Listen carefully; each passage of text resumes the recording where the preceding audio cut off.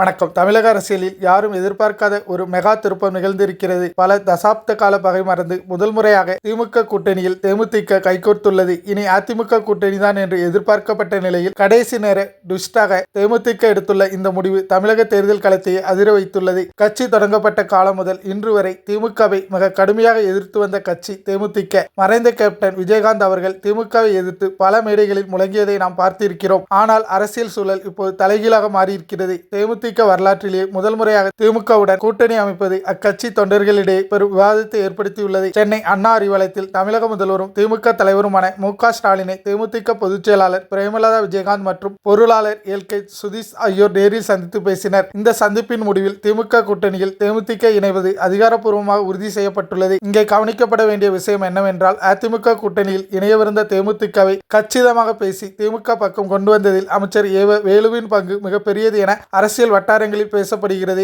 அதிமுகவின் கணக்குகளை தவிடுபொடியாக்கி இந்த மாஸ்டர் பிளான் அரங்கேறியுள்ளது. இந்த இணைப்பால் திமுக கூட்டணி முன்பை விட பலம் பெற்றிருப்பதாக அரசியல் விமர்சகர்கள் கருதுகின்றனர். தேமுதிகவின் வாக்கு வங்கி திமுகவிற்கு பெரிய பிளஸ் பாயிண்டாக அமையும் என எதிர்பார்க்கப்படுகிறது. திமுகவின் இந்த திடீர் வியூகம் அதிமுகவிற்கு பின்னடைவா? தேமுதிகவின் இந்த முடிவை மக்கள் எப்படி பார்க்கிறார்கள்? உங்கள் கருத்துக்களை கீழே உள்ள கமெண்ட் செக்ஷனில் சொல்லுங்கள். மேலும் இது போன்ற உடனுக்குடன் அரசியல் செய்திகளை தெரிந்து கொள்ள உடன்பிறப்புகள் யூடியூப் சேனலை சப்ஸ்கிரைப் பண்ணுங்க. நன்றி, வணக்கம்.